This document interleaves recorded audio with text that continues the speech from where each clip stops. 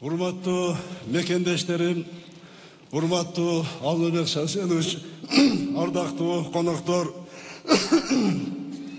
тагдыры чечер учурда өткөн шайлоодо көп улуттуу кутман журтубуз дагы бир ирет кемеңгердигин, акылмандыгын, көрөгөчтүгүн көрсөттү. Каарман калкыбыз тынчтыкты, биримдикти, көз карандысыздыкты, улуттун намысын бийик койду. Башкы дөлөт катары тандады. Өлкөбүздүн жаркын келечеги үчүн көрсөткөн колдооңуздарга, урматтуу мекендештерим, чын дилимден ыраазычылык билдирем.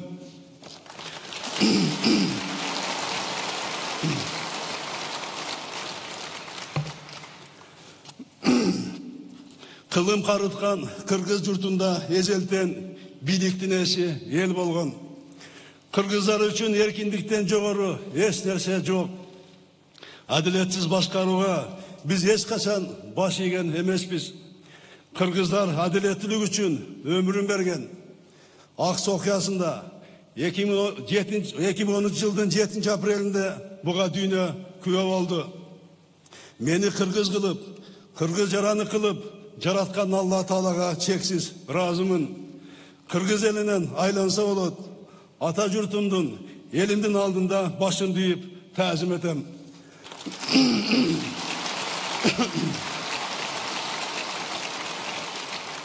Кымбаттуу кыргызстандыктар, акыркы жылдар кылымга тете жылдар болду. Өлкөбүз улуттук кайра жаралууга багыт алды. Зор саясий өзгөрүүлөр орун алды. Кыргызстан дүйнөгө демократиялык өлкө экендигин далилдеди. Экономикада, социалдык чөйрөдө тарыхый ири долбоорлор ишке ашты. Бүгүн болсо, эгемен Кыргызстандын тарыхында биринчи жолу мамлекет башчысы өз ыктыяры менен таза шайлоонун негизинде бийликти өткөрүп жатат. Атамбаев Алмазбек Шарсенович зор эрки менен өлкөбүздө жаңы саясий маданиятты калыптандырды. Кийинки муундарга үлгү болгон кадам жасады. Көптөгөн башка мамлекеттерге кыргыз элинин эркиндикке болгон умтулуусун даңазалап, чыныгы демократ, улуу инсан экендигин дагы бир ирет дүйнө жүзүнө далилдеди. Өз тарыхыбызга, маданиятыбызга, каада салттарыбызга элдин ишенимине таянган бийликти түптөдү. Мекенине ак эмгегин арнаган, Кыргызстанды өнүгүү жолуна алып чыккан урматтуу Алмазбек Шарсеновичке таазим кылып, элибиздин атынан терең ыраазычылык билдирем.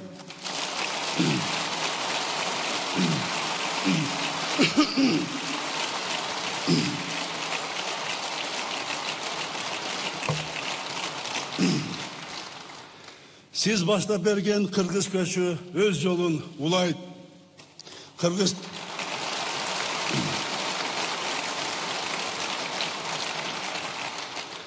Кыргызстаныбызга, элибизге аруу тилек, адал мээнет менен өтөп берген ак кызматыңыз, эрдигиңиз, акылман көрөгөчтүгүңүз үчүн сиз Кыргыз Республикасынын баатыры, эң жогорку артыкчылык даражасы ак шумкар өзгөчө белгисине татыктуусуз.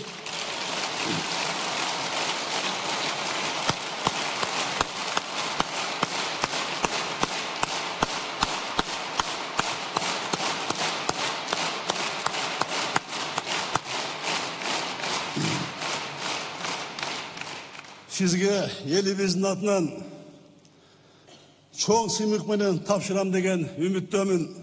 Президенттик кызматка киришкенден кийин биринчи жарлыгым ушул жарлык болот. Урматтуу агайын туугандар.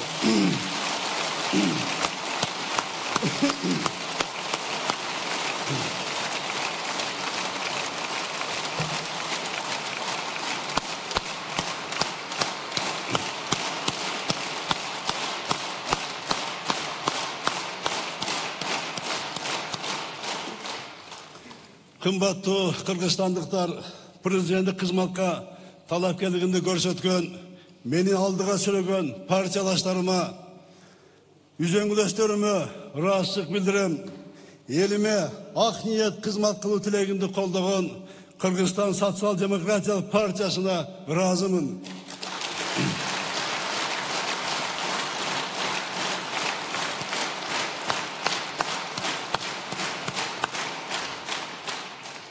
Урматтуу улуу журтум, кымбаттуу кыргыз элим, өлкөнүн тагдыры ар бирибиздин тагдырыбыз.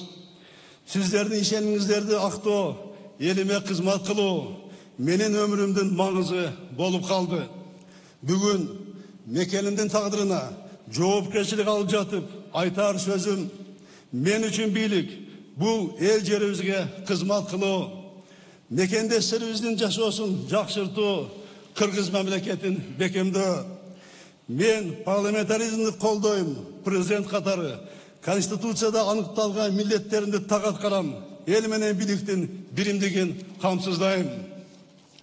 Кадырлуу калкым, Кыргызстанды мекенемдеген ар улуттун өкүлдөрү, мекендештерибиз, боордоштору жана тилектештерибиз, далай тар жол, тайга кечүүлөрдөн чогуу өтүп келатабыз. Соңку 50 жылда 3 ирет улут аралык жаңжал чыккан. Ошондуктан ар бирибиз өз үйүбүздө, көчөбүздө, айыл шаарыбызда тынчтык үчүн жоопкербиз. Биздин милдет улут аралык ынтымакты ширетип, бири-бирибизге болгон сабырдуулук менен аяр мамилени сактоо. Өлкөбүздө тынчтык менен эл ынтымагын өзүбүздөн башка эч ким камсыз кылбайт. Дорогие соотечественники, народ Кыргызстана состоит из представителей более 100 этносов. В нашей стране не должно быть деления по национальному или региональному признаку. Я против любых проявлений национализма, регионализма, трайнвализма и клановости. Я не допущу этого в системе государственного управления. Сегодня мы строим современное общество, где каждый гражданин будет чувствовать себя нужным в родном Кыргызстане, беречь родину и служить ей. Интересы страны должны быть дороже всего. Присяга, которую я дал сегодня, это присяга верности стране и Конституции, которая определяет Кыргызстан как суверенное, демократическое, правовое, светское, унитарное, социальное государство. Уважаемые кыргызстанцы, основными направлениями во внешней политике, как и прежде, будут защита национальных интересов, создание благоприятных внешних условий для устойчивого социально-экономического развития страны. Кыргызстан продолжит активное участие в международных делах и интеграционных процессах по линии международных организаций и региональных структур, как ООН, СНГ, ОДКБ, ШОС и Евразес. Курс на развитие традиционной дружбы, стратегического партнерства и союзничества с Российской Федерацией будет укрепляться. Отношения с Китайской Народной Республикой будут углубляться в духе добрососедства и стратегического партнерства. Взаимодействие со странами Центральной Азии основано на многовековых узах братства, дружбы, общности истории, культуры и духовных ценностей. При этом отношения должны развиваться на принципах взаимовыгодного сотрудничества, взаимного уважения и невмешательства во внутренние дела друг друга. Будет продолжен тесный диалог со странами Европейского Союза, а также азиатскими государствами, в частности, с Японией, Республикой Корея, Индией, Монголией, Ираном, Пакистаном и арабскими странами. Планомерно будет развиваться сотрудничество с Турцией и США. Урматтуу кыргызстандыктар, биздин максатыбыз так жана анык. Өнүгүү жолубуздан тайбай, Кыргызстанды жашоого жана инвестицияларга ыңгайлуу, эркин, укуктук жана күчтүү мамлекет кылабыз. Жакынкы жылдарда биз керектечү эмес жаратман экономикага ээ болушубуз зарыл. Экономикалык өнүгүү, адамдык ресурс жана билим берүү менен тыгыз байланышта. Дүйнөдөгү атааңдаштыкка туруштук берүү үчүн билим берүү сапатын жакшыртышыбыз керек. Балдарыбыз заманбап технологияларды ийкем колдонуп, көп тилди билүүсү зарыл. Bizlerдің кен емес, билимдин кени менен көтөрүлөбүз. Билим саясаты менин президенттик мөөнөтүмдө приоритет катары таанылат. Biz социалдык саясатка багыт алган мамлекетти түзгөнбүз жана ал багытыбыздан кайтпайбыз. Жарандарга мамлекеттик кызмат көрсөтүүнү жакшыртуу максатында дээрлик бардык тармакта реформа жүргүзүлөт. Дорогие сограждане, считаю, что правительство должно провести структурные реформы в экономике и обеспечить рост доходов населения. Правительство должно стать мотором реформ. Президент будет их гарантом. Так мы сможем достичь успеха. Локомотивами развития должны стать отрасли, создающие рабочие места, имеющие высокий экспортный потенциал. Кыргызстан должен быть раем для бизнеса. Урматтуу мекендештерим, кадырлуу калкым, бийлик таза болмойун өлкө өнүкпөйт. Коррупция менен аяосуз күрөш башталып, коомубуздун тазаланышына шарт түзүлдү. Эртеби кечпи, уурдун орду түрмөдө деп, эл арасында бийликке чоң ишеним жаралды. Байыртан ата-бабаларыбыз эл башкарып, журт башына көтөрүлгөн уулдарына бир адамды башкарсаң да өзүңдө 1000 адамдык тазалыкты алып жүр деп айтышкан. Жетекчи болом дегендер өзү таза болсун. Ыйманды бийде тууган жок, тууганды бийде ыйман жок деген ата-бабаларыбыздын сөзүн эсибизден чыгарбайлы.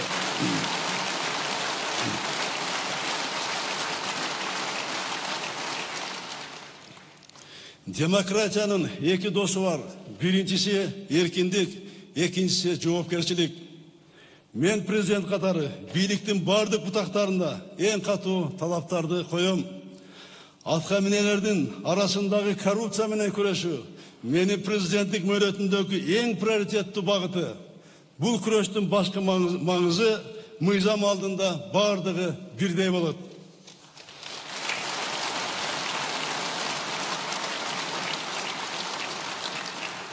Урматтуу кыргызстандыктар, укук коргоо органдарынын жана сот системасынын айрым иш-аракеттери, коррупциялык көрүнүштөрү коомчулукта сын пикир жаратып жатат. Алар коррупцияны арылып, адамдын, жарандын жана бизнестин кызыкчылыгын коргоону бирден бир милдети катары таанысуу зарыл. Биз соттордун инфраструктурасын жакшыртууга, заманбап технологияларды колдонууга тийишпиз. Ошондо алардын иши ачык болот. Коомчулуктун алдындагы жоопкерчилиги жогорулайт. Кымбаттуу мекендештерим, глобалдык дүйнөдө улут бойдон сакталуу үчүн өзүбүздүн баалуулуктарды өркүндөтүүбүз зарыл. Кайын барбы кыргыз балта чаппаган, кырлар барбы кыргыз сөөгү жатпаган дегендей, элибиз эчен тарыхый сыноодон өтүп, эчен азап тозокту көрдү. Бирок эч качан келечектен үмүт үзбөй, журт башта түшкөн катаал мезгилдерди улуттун духу жана руху менен жеңип келди. Азырда улуттук кайра жаралуу кыргыздын тилин, улуттун маданиятын өнүктүрүүдөн башталат. Бөтөн элдин үрп-адатын ээрчибей, өз маданиятыбызды сыйлап, салтыбызды, тилибизди, пелибизди сактап калалы. Биздин көөнөрүбүз, тарыхыбыз, улуу мурасыбыз, көркөм казынабыз, өзгөчө маданиятыбыз, манасты даңтлаган эне тилибиз бар. Урматтуу мекендештерим, ар бир жарандын укугун, эркиндигин жана кызыкчылыктарын коргогон элдик президент болом деген аруу тилек максатымды ишке ашырам. Буга менин билимим да, тажрыйбам да, дараметим да, ар намысым да жетет. Алкөл Манас атабыз калайык калкка жаным курман деп өмүрүн ардаган. Мен да Кыргызстан үчүн бүткүл өмүрүмдү арнайм.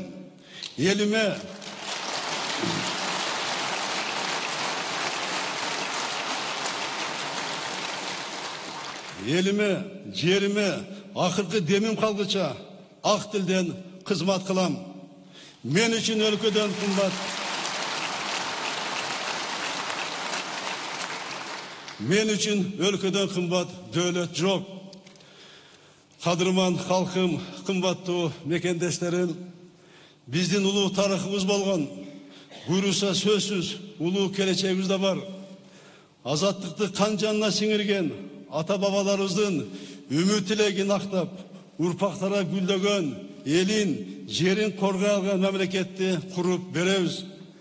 Жаратканым Кыргызстаныбызга, элибизге, жерибизге мээримин төгүп, бөөдө кырсыктан жаман көздөн сактасын.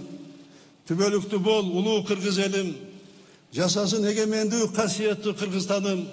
Кудайым Кыргызстаныбызды колдосун. Рахмат сиздерге.